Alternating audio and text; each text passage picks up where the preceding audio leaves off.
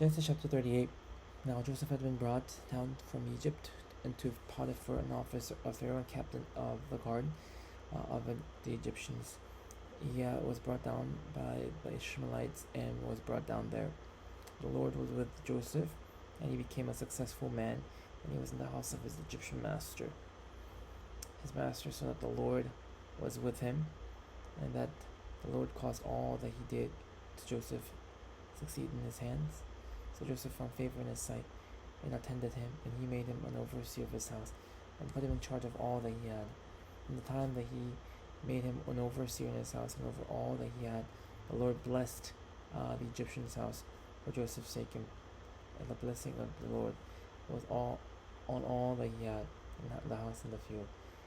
So he left all that he had in Joseph's charge, and because of him, he had no concern about anything but the food he ate. Now Joseph was handsome in form and appearance, and after a time, his master's wife cast her eyes on Joseph and said, "Lie with me." But he refused and said to his master's wife, "You will, because of me, my master has no concern about anything in the house, and he has put everything in my charge. He is not greater in this house than I am, nor has he kept back anything from me except you, because you are his wife. How then can I do this great wickedness and sin against God?" And as she spoke to Joseph day after day, he would not listen to her, and to lie beside her to be with her. But one day when he went to the house to do his work, and another man of the house was there in the house, she caught him by his garment, saying, "Lie with me." But he left his garment in her hand and fled out and got out of the house.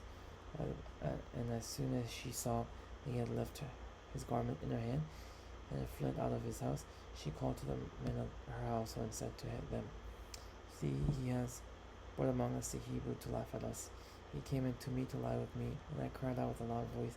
And as soon as he heard that I lifted up my voice and cried out, he left his garment beside me and fled and got out of the house. And she laid up his garment by her until his master came home. And she said to him the same story, saying, "The Hebrew servant whom you have brought among us came in to me and laughed at me. But as soon as I have lifted up my voice and cried out, he left his garment beside me and fled out of the house." As soon as his master heard the words his wife spoke to him, "This is the way your servant treated me," his anger was kindled. And Joseph's master took him and put him into the prison and place where the king's prisoners were confined. And he was there at prison. The Lord was with Joseph and showed him a steadfast love and gave him favor in the sight of the keeper of the prison. The keeper of the prison put Joseph in charge of all the prisoners who were in the prisons. Whatever was done there, he was the one who did it. The keeper of the prisoner, he paid no attention to anything that was under Joseph's charge, because the Lord was with him, and whatever he did, the Lord made it successful.